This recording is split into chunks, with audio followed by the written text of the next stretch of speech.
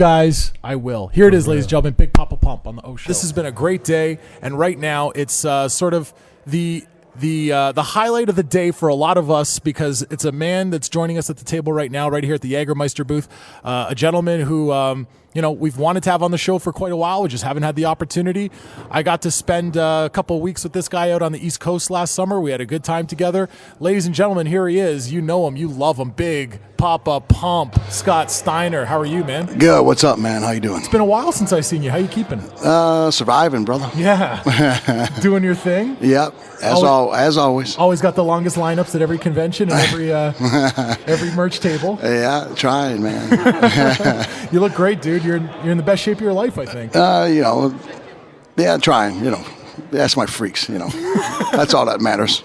This is the part of Scott Steiner that a lot of fans don't realize. Man's humble. Go up there and trash some stuff. And that's right. Keep them guessing. The stuff you've been doing with Ring Ka King. Oh yeah, that was awesome, man. Dude, you're like a monster heel. Yeah, well, I went over there, did the usual stuff, and then it's basically a virgin crowd, So right.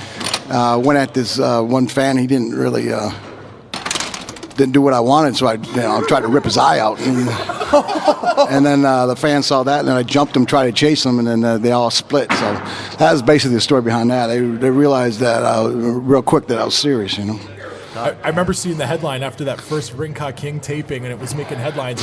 And I saw this headline: Scott Steiner nearly starts riots. Wow. Yeah, it was actually pretty fun. A lot of fun, man. Yeah. So you've been doing your thing. You've been keeping busy. Obviously, you're always active. What's going on as of right now? Because everyone has been hollering at us, info@theoshow.com. They've been hollering at us on Twitter. They've been calling the hotline, and they've been saying, oh, my God, Scott Steiner is the best thing on Twitter. Oh, yeah. Well, you just don't care, do you? No bullshit, man. I tell the truth, Of course. Yeah, fuck them. We could be blue now. Yeah. The kids are all The kids have all left, so we can say whatever the hell we want. Yeah. I mean, the story that you put out on Twitter, because some fan, I guess it was, hollered at you and said, are you bitter? What's going on? You're like, bitter? I had a contract on the table. Yeah, I mean, it had an extension on the table. I didn't sign it. It was like, they came in and didn't respect the business, didn't respect the people in the business, so...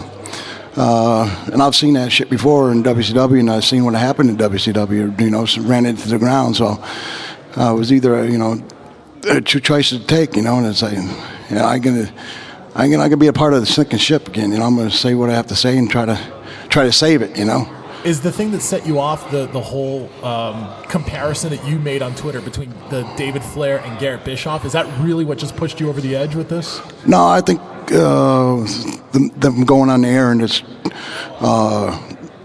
basically, disrespecting guys right. on the radio. They did it with a few, and then I think the last one that probably set me off the most was when they not only attacked Kurt Angle professionally, they attacked him personally. It was like, motherfuckers, he's a real athlete. He'd kick your ass, Yep. And Hogan's such a fucking cunt. It amazed me that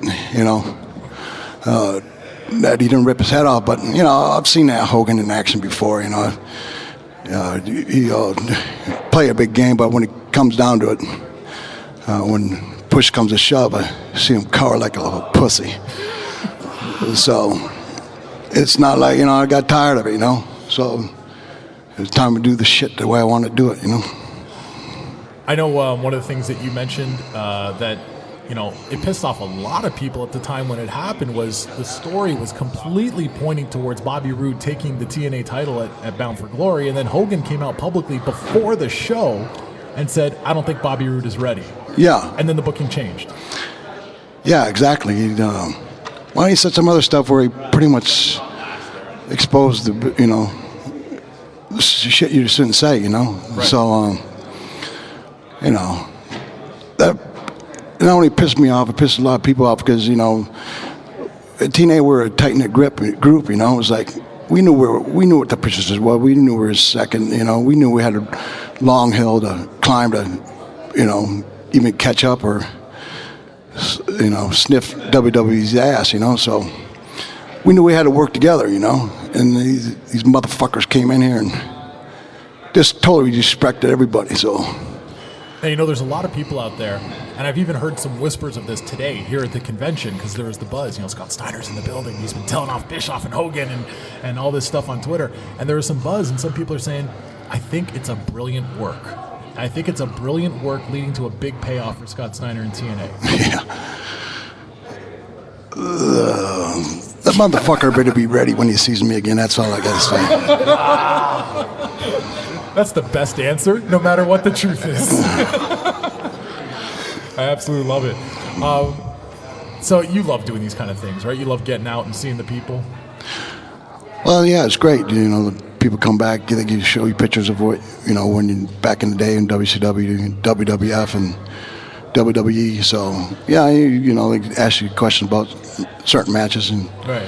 Yeah, it's great fan interaction, you know? Yeah. So. I mean, it's unbelievable to me, too. And I remember talking to you about this. You and I had we had to drive all over the friggin' Maritimes one day when we were out there. We were looking for a rental car. Remember that? Oh, yeah. We were driving all over town and couldn't find anything. Actually, I remember, too, we stopped somewhere, and Scott rolled down your window, and we asked this guy for directions. Aren't you Scott Steiner? Here, follow me. You know? Oh, yeah. It's like, wow, we get the VIP treatment around here. Yeah. And, you know, when we were doing all that stuff, I remember having a conversation with you and saying, I don't know, dude, if you've ever gotten the respect that you deserve as the innovator in this industry that you were. You know, and you continue to reinvent yourself even today, now doing it through social media. But in ring, I don't know if you've ever gotten the respect that you deserve truly for innovating the way you did. Well, I think, do you feel you have? You know, everybody knows I, you know, invented the Frankensteiner. You know, that's a fact. You know, it's like even here and even in, you know, when I went to Japan, that was the main thing they wanted to see. So, right. And you know, a lot of the suplexes weren't done, you know, before when I got there. It was just like, yeah, whatever. You know, people know.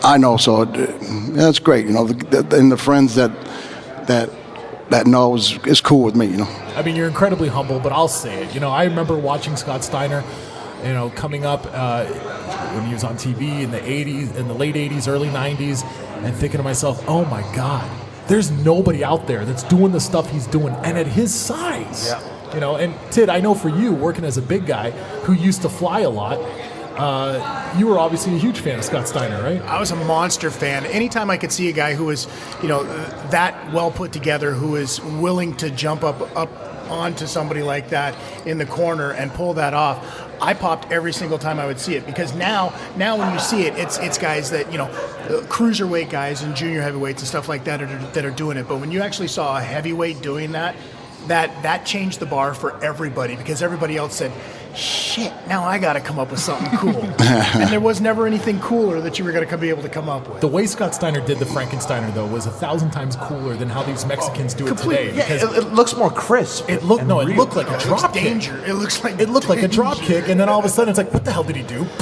He just killed the guy. Yeah, that was, you know, and fortunately the fans, you know, loved it. So that, you know, I think part of the reason they loved it is because it looked so legit, right? Oh yeah, driving a guy and through his head. Yeah, well, basically it was because, you know, I mean, you could get hurt if you didn't get it, you know. No kidding. Yeah. Yeah. People think of Scott Steiner. All they think about is the guy who goes around, starts riots, starts fights at WCW crowds, pisses off people in TNA. Yeah, well, you know, that was my, you know, you're a heel, you're a bad guy, you're supposed to piss people off. You want people would boo you, you know. I love being booed, you know. It's like, do you hate being a babyface? Yeah, I mean, I did with Steiner Brothers. That was totally different thing. But since becoming Big Papa Pump? No, I love it. People boo me, you know. Yeah. That's my thing, you know. It's like, I don't, you know, like to be cheered, but, you know, some people do, and you know, turn them. But now, you know, being booed is what gets it, you know. I got to tell you, folks, when I had the opportunity to work with Scott and we were putting together matches and we were doing all that stuff, from that first night when you came in and you were literally a last-second replacement for somebody who didn't show. Oh, yeah. And you went from signing autographs to winning the title that night. Right. And then we came back and we did some more stuff with you after that, and then we did the tour out east. And every single time I worked with you, it was a pleasure for me, and you were always easy to work with. And, you hear stories about people, you know what I mean? Oh, he's an egomaniac and he's this, he's going to be difficult to work with. You were always easy to work with. You were always amenable to ideas, never had a problem. The only thing was you said, Donnie, if I'm going to lose tonight, I'm going to punch you in the face. I was just messing with you, man. A little bit. A little bit. He probably still wants to punch me in the face. Thank you so much, man, for hanging out with us. Oh, yeah, no problem, man. Really appreciate it. It's been a lot of fun for all of us. You're going to keep the Twitter stuff up, or are you going to cool it? Well, you get older, try to get more mature. You kind of bury the rage, but... More mature since last week? No. I mean, I have, but the motherfuckers brought that back out, so I don't know how long it's going to last, but it will. Just remember when you see his 609, when you see Bischoff's name, raising the ring, it'll drive him motherfucking nuts. I absolutely love this. Our guest is Scott Steiner, right here on the O Show.